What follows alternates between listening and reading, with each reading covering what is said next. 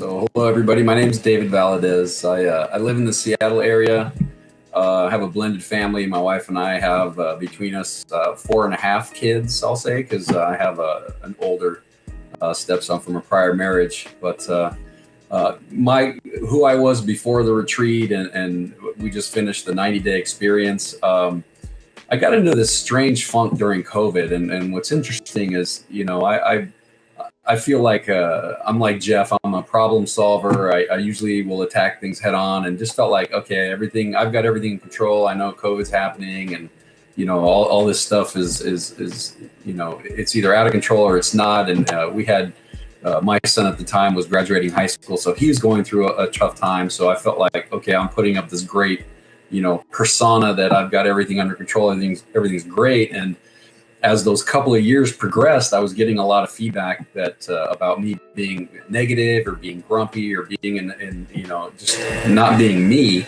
And I remember telling people, it's like, there's nothing wrong with me. I'm happy. I'm fine. Everything's great, and it wasn't great. And,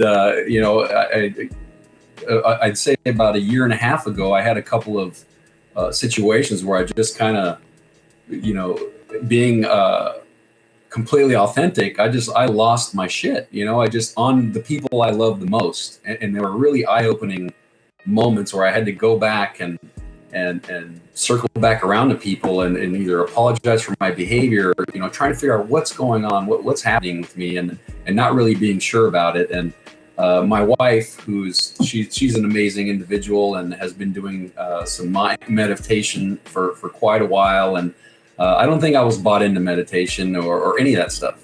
She'd be telling me, hey, would you like to meditate with me? It's like, no, thanks. That's not my thing. I'll do my own thing. Well, my own thing was not working. And it really got to a point where I was self-sabotaging myself. And for whatever reason, one day I just start flipping through podcasts on Apple Podcast. And, I listened to a couple of mindfulness things. And within 5 minutes, I'm like, no, pass, next one. And I jump on to Men Talking Mindfulness, and it happened to be an episode where they had two of their listeners on, just like what we're doing today. They were on and they're talking about life and what's happening. And I'm going, wait a minute, that sounds exactly like me. I was driving this morning cussing at everybody in traffic and being all angry. And I'm going, what is happening? Why am I so upset, or why am I so angry? And so I started listening to the podcast. Something my wife and I talked about. It's like I wanted to find a retreat or something to go do just by myself to work on me. And I looked into different things, and either it was all yoga or all mindfulness, or I like to joke with Will about, you can't, whatever, no speaking, no eating, no breathing, right? And I was like, okay, that's not for me.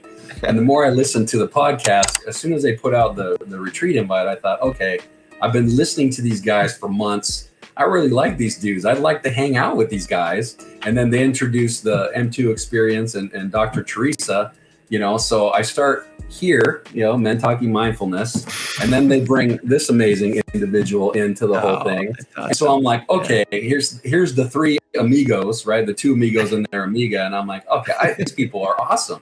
I want to go on this retreat. I want to hang out with these individuals. But in your mind, you're always going, like, when you see whatever, your celebrities or sports athletes, your heroes, whatever, it's like, are they really like that in person? And 100%, they were, they're the real deal.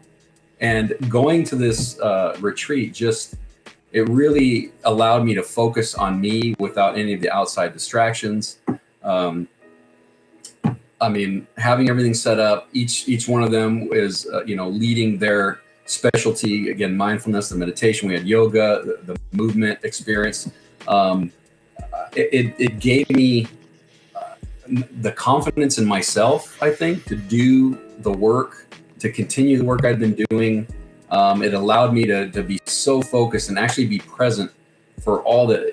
It's the first time in my life where I actually meditated for real. There was no distractions. I remember one moment where we're meditating by a stream, and I'm hearing all these sounds, which usually distract the hell out of me. And Will saying, you hear the little leaves, they're all clapping for you.